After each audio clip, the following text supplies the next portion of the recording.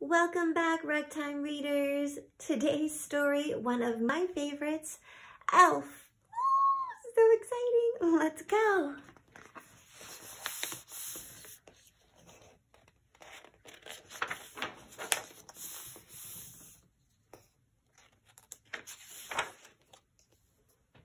This is the story of how Buddy the Elf saved Christmas. It's a story that begins many years ago. One Christmas Eve, Santa Claus slid down the chimney of an orphanage with his sack full of toys. While he was eating some cookies the children had left out for him, a little boy crawled into his sack.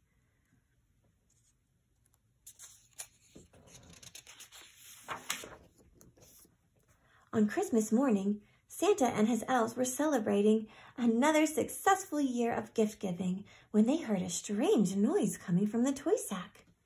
It was a baby. One of the older elves adopted the baby and named him Buddy.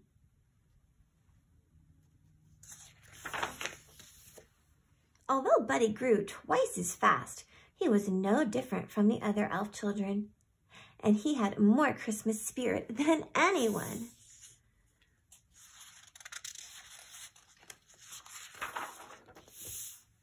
But it wasn't always easy being a human in an elf's world.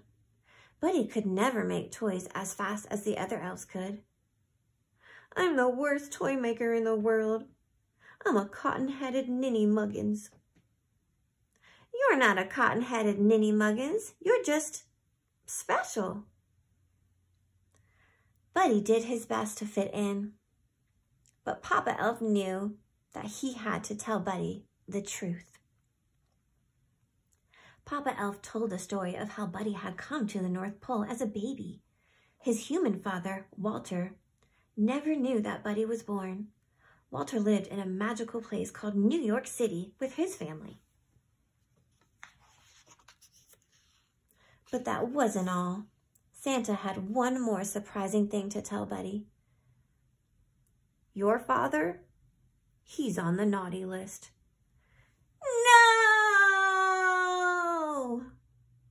Some people just lose sight of what's important in life, Santa explained. That doesn't mean he can't find his way again. Maybe all he needs is a little Christmas spirit. Buddy was determined to bring Christmas cheer to his father and to all of New York City if he could. Buddy said goodbye to Santa, the elves, and Papa Elf. He knew they would always be there for him. Bye, Buddy. Hope you find your dad. Buddy traveled through the 7 levels of the candy cane forest, past the sea of swirly-twirly gumdrops, and then he walked through the Lincoln Tunnel. Wow. Buddy quickly learned that New York City truly was a magical place. He made new friends, got his shoes shined, ran circles through a revolving door, and played hopscotch on the crosswalk. Finally, Buddy went to see his father, who worked in an office in an Empire State Building. But Buddy's dad didn't want to see him. He didn't believe that Buddy was his son or an elf, and he ordered him to leave. Buddy was beginning to understand why Walter was on the naughty list. Buddy left feeling discouraged. But then he saw something that made him smile. A big store all decked out for Christmas. Inside, a girl named Jovi was decorating a Christmas tree. Buddy was glad to meet another human who shared appreciation for elf culture. Jovi told him that Santa would be visiting the store the next day. Buddy was so excited to see Santa again. Buddy stayed up all night decorating the store in preparation for Santa's arrival. But when Santa arrived the next morning, Buddy realized that he was an imposter. You smell like beef and cheese. You're not the real Santa. You sit on a throne of lies. Buddy ripped off the fake Santa's beard, and all the children screamed, "Ah!" He caused such a ruckus that the store manager called Buddy's dad to pick him up.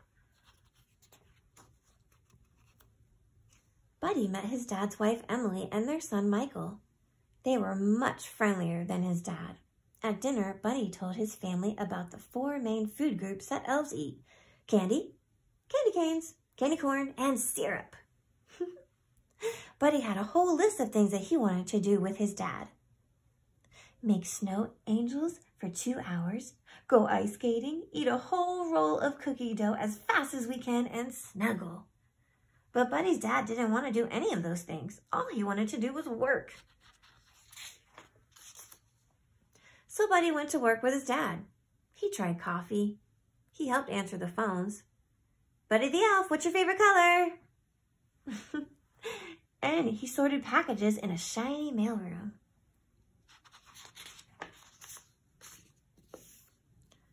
Buddy hadn't forgotten about Jovi, the girl from the store. On Christmas Eve, they skipped down the sidewalk together. He showed her a sparkly Christmas tree in a shop window, and Jovi showed Buddy the biggest tree in all of New York City. Wow! Buddy was so excited that he interrupted a big meeting at his dad's office to tell him all about Jovi. I'm in love, and I don't care who knows it. But Buddy's dad didn't want to be interrupted. Get out! Buddy was so upset that he decided to run away. He left a note behind. I'm sorry I ruined your lives, and I crammed 11 cookies into the VCR. I don't belong here. I don't belong anywhere. I'll never forget you. Love, Buddy. Aww. When Michael told his dad that Buddy was missing, Walter felt sorry for yelling at him. He knew that what he had to do. Walter's boss didn't want him to leave the meeting, but Walter said that nothing was more important than finding his son. Buddy was on his way out of the city, but then he saw something strange overhead. It was Santa's sleigh, and it was falling from the sky. Santa! Buddy found Santa in Central Park. My sleigh can't fly without Christmas spirit, and there's no Christmas spirit anymore, Santa explained. I need an elf's help. But Santa, I'm not an elf. Buddy, you're more of an elf than anyone I've ever met. Suddenly, Walter and Michael burst through the trees. They had been looking for Buddy all night. Buddy, I need to apologize to you, Walter said. You've been right about something, and I don't want you to leave. You're my son, and I love you. I love you too, Dad. While Buddy helped Santa fix the sleigh, Walter and Michael joined Emily and Jovi in a crowd outside Central Park. They needed to help people find their Christmas spirit. Jovi remembered something that Buddy had told her. The best way to spread Christmas cheer is singing loud for all to hear. One by one, everyone began to sing. It's working, Buddy exclaimed. Everyone except for Walter. Dad, you have to sing. Finally, Walter joined in.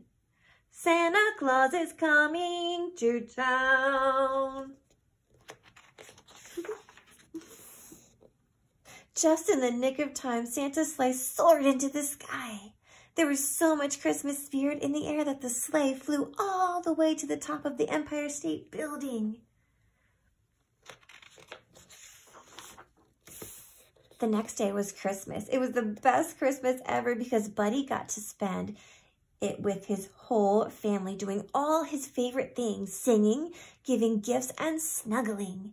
And that's the story of how, with a little help, Buddy the Elf managed to save Christmas. And his spirit saved a lot of other people too. The end.